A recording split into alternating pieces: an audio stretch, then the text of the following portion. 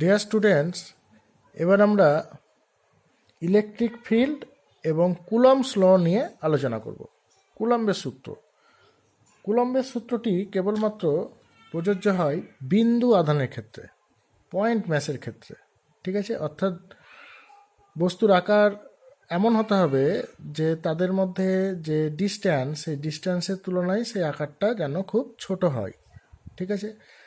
আর 2 নম্বর most important ব্যাপার হচ্ছে কুলম্বের সূত্র নিউক্লিয়াসের মধ্যে কাজ করে না, মানে নিউক্লিয় ডিস্ট্যান্সের মধ্যে, অর্থাৎ 10⁻⁻15 মিটারের থেকে কম ডিস্ট্যান্সে কুলম্বের সূত্র কাজ করবে না। ক্লিয়ার?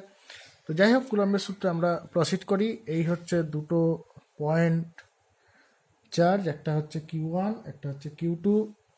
তাহলে এই দুটো চার্জ কি করা আছে না, তো আর দূরত্বে সেপারেট করে রাখা আছে, আর দূরত্বে তাদের মধ্যে ব্যবধান। তাহলে এই দুটো চার্জের মধ্যে যে আকর্ষণ বা বিকর্ষণ বল কাজ করবে, সেই আকর্ষণ বা বিকর্ষণ বলকে যদি আমরা এফ বলি, তাহলে এফ ভ্যারিজাস Q1 Q2 যখন আর equal to constant, and F varies as 1/r² যখন Q1 Q2 equal to constant. ঠিক আছে, অর্থাৎ আধান দুটির গুণফলের সমানুপাতিক এবং তাদের মধ্যে দূরত্বের বর্গের ব্যস্তানুপাতিক। দেয়ারফর এফ ইজিক্যাল টু কি লিখতে পারি, আগে ভ্যারিজাস চিহ্নটা লিখি। এফ ভ্যারিজাস কি লিখব, Q1 Q2 বাই r², যৌগিক ভেদের সূত্রানুযায়ী। ঠিক আছে, যখন Q1 Q2 এবং আর প্রত্যেকেই চলরাশি, variable. Therefore F equal to একটা কনস্ট্যান্ট বসাই, এই কনস্ট্যান্টের মান বসাই আমরা 1/4πε into Q1 Q2 by r²। ঠিক আছে, 1/4πε, যেখানে এপসাইলন কি পারমিটিভিটি অফ দ্যাট মিডিয়াম, অর্থাৎ ওই মাধ্যমের কি না তো পারমিটিভিটি। যদি শূন্য মাধ্যম হয় তাহলে কি বলবো, তাহলে এপসাইলনটার জায়গায় আমরা এপসাইলন নট লিখবো। আচ্ছা, মাইন্ড দ্যাট আমি কিন্তু সব এসআই ইউনিটে করছি। এসআই ইউনিট না হলে সিজিএস ইউনিট হলে কি হতো, এটা হতো 1/k, জাস্ট 1/k হতো। 1/4πε নটের জায়গায় 1/k লিখতাম, বেশ। কিন্তু আমরা সমস্ত ট্রিটমেন্ট এসআই ইউনিটে করবো, সেই জন্য এভাবে লিখেছি। তাহলে কি লিখেছি, F equal two 1/4πε Q1 Q2 by r²। যদি শূন্য মাধ্যম হতো তাহলে এপসাইলন কি হতো, এপসাইলন নট। হ্যাঁ, এপসাইলনকে কি বলা হয়, পারমিটিভিটি অফ দ্যাট মিডিয়াম। শূন্য মাধ্যমের পারমিটিভিটিকে আমরা ধরছি কত, এপসাইলন নট। দেয়ারফর এফ এর আলটিমেট ফর্মটা কি হতো, 1/4πε not Q1 Q2 by r²। ঠিক আছে, এটা হচ্ছে কুলম্বের সূত্রের শূন্য মাধ্যমে এবং এসআই এককে রাশিমালা। ঠিক আছে, পারমিটিভিটির বাংলা হচ্ছে তড়িৎ ভেদ্যতা। তোমরা ইংলিশ টার্মটা অবশ্য করে মনে রাখবে, কারণ অনেক রকম বাংলা হয়। আচ্ছা, এই যে 4πε0 এর মান আছে একটা, এই মানটা মনে রাখার নিয়ম হচ্ছে 1/4πε0 আগে লিখবে। এটা সমান হয় 9 × 10⁹, 9 × 10⁹ কি হবে, একক নিউটন। এর একক হচ্ছে নিউটন। এটা এদিকে গেলে হবে কি, metre square coulomb to the power -2। ঠিক আছে, তাহলে 1/4πε0 মান আমরা দেখলাম, বেশ। এবার কুলম্বের সূত্রের ভেক্টর ফর্ম। কুলম্বের সূত্র তো একটা বল সংক্রান্ত, বল তো তোমরা জানো ভেক্টর, কাজে একে ভেক্টর রূপে কিভাবে প্রকাশ করা যায়। তাহলে ওই যে Q1 Q2 আধান দুটো ছিল, দেখেছো, Q1 Q2 আধান দুটো ছিল, ওটাকেই আমি এখানে এঁকেছি। এটা Q1, এটা Q2। হ্যাঁ, এটা 3 ডাইমেনশনাল রেক্ট্যাঙ্গুলার কার্টেসিয়ান কোঅর্ডিনেট সিস্টেমের দুটো বিন্দু, একটা Q1, একটা Q2। এটা এক্স অ্যাক্সিস, এটা ওয়াই অ্যাক্সিস, এটা জেড অ্যাক্সিস, বেশ। এটা হচ্ছে অরিজিন ও। তাহলে ও থেকে Q1 পর্যন্ত যে ভেক্টর, তার নাম দিয়েছি R1, মাথায় অ্যারো। ও থেকে Q2 পর্যন্ত ভেক্টর R2। Q1 থেকে Q2 পর্যন্ত যে ভেক্টরটা আছে তার নাম দিয়েছি R21, এই যে R21, ঠিক আছে, মাথায় আরও Q1 টু Q2 ভেক্টরটা, ঠিক আছে তো? বেশ, এবার এই ত্রিভুজটাকে একটু আলাদা করে এঁকেছি আমি ভেক্টরটাকে আর একবার বলে দেওয়ার জন্য, যে এই R21 ভেক্টরটা অ্যাকচুয়ালি কী। দেখো এইটা একটা ত্রিভুজ, তাই না? তাহলে এই ত্রিভুজে দেখো এই ভেক্টর প্লাস এই ভেক্টর মানেই হচ্ছে এই ভেক্টর, ওকে। ও Q1 Q2 নাম দিলাম, তাহলে ও Q1 plus Q1 Q2 is equal two কি বলতে পারি আমি, ও Q2। তাহলে তাদের যে নাম আছে সেই অনুযায়ী বলি, R1 plus R21 is equal two কি বলবো, R2, ওকে। ত্রিভুজ সূত্র অনুযায়ী, ভেক্টর ত্রিভুজ সূত্র অনুযায়ী এ ভেক্টর প্লাস এ ভেক্টর সমান এ ভেক্টর, সেটাই লিখলাম। R1 মানে এটা প্লাস R21 মানে এটা ইজিক্যাল টু এইটা মানে R2, দেয়ারফর R21 সমান সমান কি, R2 মাইনাস R1। তাহলে R21 বরাবর ইউনিট ভেক্টর, R21 বরাবর ইউনিট ভেক্টর, R21 মাথায় cap equal to R21 vector by mod R21 vector. Clear, বোঝা গেল? তাহলে R21 ভেক্টরটা কি পেয়েছো তুমি, ইকুয়েশন নম্বর 1 দাও, ইকুয়েশন নম্বর 1 থেকে কি পেয়েছো, R2 minus R1 by R2 mod of R2 minus R1, ঠিক আছে। এইটাকেই আমরা সেট করাবো কি, কুলম্বের সূত্র যে আলটিমেট যে ফর্মটা পেয়েছো সেই ফর্মে। সেখানে আমরা কি লিখছি, F12 মানে 1 নম্বর বস্তু, মাথায় অ্যারো দিলাম ভেক্টর ফর্মে লেখার জন্য। 1 নম্বর বস্তু 2 নম্বর বস্তুকে কি বল দিচ্ছে, মানে 1 নম্বর বস্তু মানে কি আধানগ্রস্ত বস্তু, মানে কি এখানে পয়েন্ট চার্জ বিন্দু, 1 নম্বর বিন্দু 2 নম্বর বিন্দুকে কি বল দিচ্ছে, ঠিক আছে। সেটার নাম দিচ্ছি কত, F12, ঠিক আছে।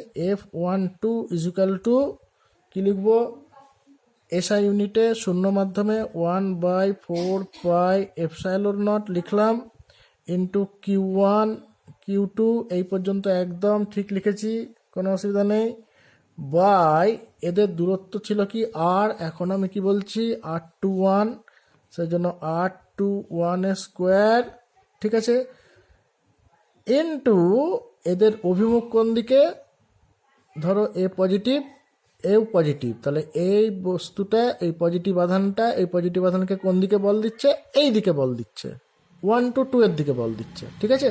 কাজে কাজে এই অভিমুখটাকে কি বলবো আমরা, এই R21 এর ইউনিট ভেক্টর, তাহলে R21 এর ইউনিট ভেক্টর, ঠিক আছে। এইভাবে আমরা রিপ্রেজেন্ট করতে পারি, বুঝতে পেরেছো তো? তাহলে R21 এর ইউনিট ভেক্টরকে আমরা আরেকটু ডিটেলিং করে দিতে পারি, 1 দেখতে পাচ্ছ 1/4 pi epsilon not Q1 Q2 by R21 মানে হচ্ছে R2 মাইনাস R1 তার মডে স্কোয়ার ছিল, আর R21 মানে হচ্ছে ইউনিট ভেক্টর মানে কত, R2 minus R1 by mod of R2 minus R1 is equal to 1/4 pi epsilon naught Q1 Q2 by R2 minus R1 mod cube into R2 minus R1, ঠিক আছে, বুঝতে পেরেছ? এই হচ্ছে কুলম্বের সূত্রের ভেক্টর ফর্ম। নেক্সট আলোচনার বিষয় হচ্ছে কয়েকটি কেস নিয়ে আমাদের আলোচনা করতে হবে, যেগুলো অনেক প্রবলেমে হেল্প করবে, সেই সংক্রান্ত কয়েকটি আলোচনায় আমরা আসি। Force due to linear distribution of charge, force due to linear distribution of charge, অর্থাৎ একটা রেখা বরাবর কিছু চার্জ কি না তো ডিস্ট্রিবিউটেড হয়ে রয়েছে, একটা লাইন বরাবর কিছু চার্জ ডিস্ট্রিবিউটেড, মনে করেন একটা তারে কিছু চার্জ আছে, ঠিক আছে,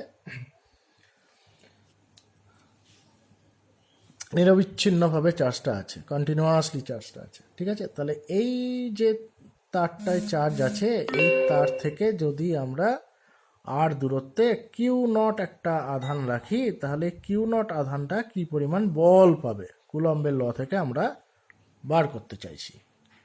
ঠিক আছে, তো বার করি। মনে করলাম একক দৈর্ঘ্যে আধান হচ্ছে ল্যামডা, মানে কি লিনিয়ার ডেনসিটি অফ চার্জ হচ্ছে ল্যামডা। ঠিক আছে, তাহলে এখান এই এই গোটা যে তারের দৈর্ঘ্য, এই গোটা তারের দৈর্ঘ্যটা হচ্ছে এল। তো এল দৈর্ঘ্যের মধ্যে একটা ক্ষুদ্র দৈর্ঘ্য আমরা নিলাম, এইটুকু দৈর্ঘ্যের নাম হচ্ছে কত, ডিএল। এই DL DL DL DL DL DL দিয়েই এই গোটা এলটা আমাদের তৈরি হয়েছে। ঠিক আছে, তাহলে এই ডিএল দৈর্ঘ্যে কতটা আধান থাকবে, একক দৈর্ঘ্যে যদি আধান থাকে ল্যামডা, তাহলে ডিএল দৈর্ঘ্যে আধান থাকবে ল্যামডা ডিএল। এই ল্যামডা ডিএলটাকে আমরা ডিকিউ দিয়ে লিখছি। তাহলে ডিকিউ এর জন্য বল ডিএফ ইজিক্যাল টু, ডিকিউ এর জন্য বল ডিএফ ইজিক্যাল টু কুলম্বের ল তোমরা জানো, 1/4πε0 Q1 Q2 by R square into unit vector.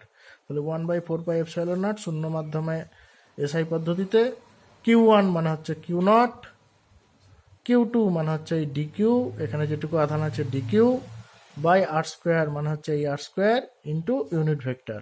ঠিক আছে, ইউনিট ভেক্টর আর এর ইউনিট ভেক্টর কোন দিকে, এই দিকে আর এর ইউনিট ভেক্টর, তাহলে ইউনিট ভেক্টর আর লিখেছি। দেখেছো, বুঝতে পারলে? তাহলে এই গোটা দৈর্ঘ্যটাকে আমরা কি করেছি, DL DL DL DL DL এরকম ক্ষুদ্র অংশে ভাগ করেছি, করে প্রত্যেকটার জন্য আমরা কি পেয়েছি না, তো এই ডিএফ গুলো পেয়েছি। এর জন্য ডিএফ পেলাম, এর জন্য ডিএফ পেলাম, এর জন্য ডিএফ পেলাম, এর জন্য ডিএফ পেলাম, মানে এইটুকু অংশ একে কতটা বল দিল, এইটুকু অংশ একে কতটা বল দিল, এইটুকু অংশ একে কতটা বল দিল, এইটুকু অংশ একে কতটা বল দিল, এরকম করে সব বলগুলো আমরা আলাদা আলাদাভাবে বার করলাম। তারপরে কি করলাম, তাহলে এই গোটা তারটার জন্য এ কত বল পেলো, তাহলে ওই DF DF DF DF DF গুলো যোগফল, যোগফল মানে সামেশান, সামেশান মানে ইন্টিগ্রেশন করব এখানে। দেয়ারফর টোটাল আধান কিউ এর জন্য এখানে কতটা আধান ডিস্ট্রিবিউটেড ছিল, কিউ আধান ডিস্ট্রিবিউটেড ছিল, তাহলে টোটাল আধান কিউ এর জন্য বল এফ ইজিক্যাল টু কি না, তো integration of DF over the line L, integration of DF over the line এল মানে সমগ্র এল এর জন্য। ঠিক আছে, এই ইন্টিগ্রেশন অফ ডিএফ মানে হচ্ছে DF DF DF DF DF DF গুলোকে ইন্টিগ্রেট করা হয়েছে, মানে যোগ করা হয়েছে। ঠিক আছে, ক্যালকুলাস মেথড ব্যবহার করে যোগ করা হয়েছে। ঠিক আছে, তাহলে integration of DF over the line এল, তাহলে কি হলো, অর এফ ইজিক্যাল টু এই ডিএফ এর ভ্যালুটা বসাচ্ছি, ডিএফ এর ভ্যালু কি আছে তোমার, যেটা আছে সেটা বসালাম। ঠিক আছে, কনস্ট্যান্ট রাশি হিসাবে যেগুলো আছে সেগুলোকে আমরা ইন্টিগ্রেশনের বাঁ দিকে নিয়ে চলে আসবো। এখানে কিউ নট হচ্ছে কনস্ট্যান্ট, কিউ নটকে বাইরে বার করলাম, 4πε0 অরিজিনাল কনস্ট্যান্ট বার করে দিলাম। ল্যামডা কনস্ট্যান্ট হতেও পারে না হতেও পারে। ঠিক আছে, ল্যামডা কখনোই কনস্ট্যান্ট না, কারণ কি এখানে চার্জ বেশি এখানে চার্জ কম থাকতে পারে, কারণ তুমি জানো যে যে জায়গায় কার্ভেচার কম সেই জায়গায় চার্জ কম থাকে, যে জায়গায় কার্ভেচার বেশি যেখানে লাইনটা কুঁকড়ে গেছে সেখানে চার্জ বেশি থাকে। কাজে কাজেই সব জায়গাতেই যে ল্যামডা সমান হবে তা না, কাজে কাজেই সমান না হলে, কনস্ট্যান্ট না হলে ইন্টিগ্রেশনের বাইরে আসবে না, ভেতরে থাকবে। আর স্কোয়ার বিভিন্ন জায়গায় তুমি যদি যাও তাহলে আরটা বিভিন্ন হবে, এখানে ছোট তো এখানে বড়, এখানে আরও বড়, সেজন্য আর এখানে থাকবে। ঠিক আছে, আর যদি চেঞ্জ হয় তাহলে আর ইউনিট ভেক্টর আরও কি হতে পারে না, তো চেঞ্জ হতে পারে, সেই জন্য ইউনিট ভেক্টর আরকেও বাইরে বার করে নিই, ইন্টিগ্রেশনের বাইরে মানে ভেতরে রেখেছি। আর ইন্টিগ্রেশনের ইন্টিগ্রাল ফর্মটা ডিফারেন্সিয়াল ফর্মটা কি না, তো ডিএল, এটা তো থাকবেই বাইরে। ঠিক আছে, মানে এই দিকে। ঠিক আছে, বুঝতে পারলে? বেশ, নেক্সট আলোচনা হচ্ছে কি না, তো force due to surface density of charge. ঠিক আছে, এবার আর চার্জ একটা লাইন বরাবর, আগে যেমন ছিল লাইন বরাবর ডিস্ট্রিবিউটেড ছিল, এবার ওই চার্জটা লাইন বরাবর ডিস্ট্রিবিউটেড নেই, চার্জটা কি আছে না, তো এই সারফেস বরাবর ডিস্ট্রিবিউটেড হয়ে রয়েছে। ঠিক আছে, বুঝতে পারলে তো? তাহলে এই সারফেসের মধ্যে আমরা ক্ষুদ্র একটা সারফেস কল্পনা করলাম ডিএস, এই টোটাল সারফেসটা কত, এস। ঠিক আছে, বুঝতে পেরেছো? এই টোটাল সারফেসটা হচ্ছে এস, এই এস এর ক্ষুদ্র অংশ হচ্ছে কি ডিএস, এরকম ডিএস ডিএস ডিএস ডিএস যোগ করেই এই এসটা তৈরি হয়েছে। বেশ, আমরা কি ধরলাম, একক ক্ষেত্রফলে আধান হচ্ছে সিগমা, অর্থাৎ surface density of charge sigma. Linear density of charge কি বলেছি, lambda. Linear density of charge আমরা বলেছি ল্যামডা, দেখতে পাচ্ছ? সারফেস ডেন্সিটি অফ চার্জ হচ্ছে কি sigma. Similarly volume density of charge, অর্থাৎ আধানগুলো যদি একটা ভলিউমের মধ্যে কন্টেন্ট থাকে তাকে আমরা কি দিয়ে প্রকাশ করব, রো। ঠিক আছে, বেশ। তাহলে এখন আমাদের সারফেস ডেনসিটি অফ চার্জে চলে আসি। একক ক্ষেত্রফলে আধান কি ধরলাম আমরা? সিগমা ধরলাম একক ক্ষেত্রফলে আধান। তাহলে এই ডিএস ক্ষেত্রফলে আধান কত? Sigma DS. তাহলে এটাই হচ্ছে আমার কি ডিকিউ আধান। টোটাল আধান কত আমার? কিউ। কিউ এর মধ্যে ডিকিউ এখানে ঢুকে আছে, ঠিক আছে। এই ডিকিউ আধানের জন্য বল কত হবে? ডিকিউ আধানের জন্য বল ডিএফ ইজিক্যাল টু কি লিখবো? 1/4πε0 শূন্য মাধ্যমে এসআই পদ্ধতিতে কি লিখবো? Q1 মানে হচ্ছে Q0, Q2 মানে হচ্ছে কি এখানে আমার ডিকিউ, ঠিক আছে। Q1 Q2 by R square. আর এটা কি ইউনিট ভেক্টর আর কোন দিকে আছে? ইউনিট ভেক্টর আর এর অভিমুখে আছে, সেই জন্য ইউনিট ভেক্টর আর, ঠিক আছে। তাহলে কিউ এর জন্য টোটাল ডিকিউ না, এখন কিউ এর জন্য মোট বল এফ মানে কি? ওই ছোট ছোট যে ডিএফ গুলো পেয়েছি সেই ডিএফ গুলোর যোগফল মানে ইন্টিগ্রেশন। তাহলে integration of DF over the line এল তো না, over the line over the surface S, এই গোটা সারফেসের জন্য ওভার দ্য সারফেস এস লিখলাম। দেয়ারফর এটা ইজিক্যাল টু এখানে মেরে রাখি, ইন্টিগ্রেশন ওভার দ্য সারফেস এ 1/4πε0 থাকলো Q0। আচ্ছা ডিকিউ মানে কি পেয়েছে বলো তো? ডিকিউ মানে হচ্ছে sigma DS by R square unit vector R. Okay, therefore F equal to আমরা পেলাম, কনস্ট্যান্টগুলোকে বাইরে বার করো, 1/4πε0। আচ্ছা Q naught constant, Q naught বাইরে বেরিয়ে আসবে, দিয়ে কী হবে? Integration over the surface S, ঠিক আছে বেশ। তারপরে কি থাকবে? সিগমা বাই আর স্কোয়ার থাকছে, এই যে sigma by R square, unit vector R থাকবে, আর ডিফারেন্সিয়াল ফর্ম ডিএস থাকবে, ঠিক আছে। এই হচ্ছে আমাদের force due to surface distribution of charge. অর্থাৎ একটা সারফেসে যদি অনেক চার্জ থাকে তাহলে গোটা সারফেসটার জন্য সারফেস থেকে কিছু দূরে কোনো বিন্দুতে যদি কিউ নট আধান রাখি তাহলে সে কতটা বল পাবে, এটা হচ্ছে তার রাশিমালা, ঠিক আছে বেশ।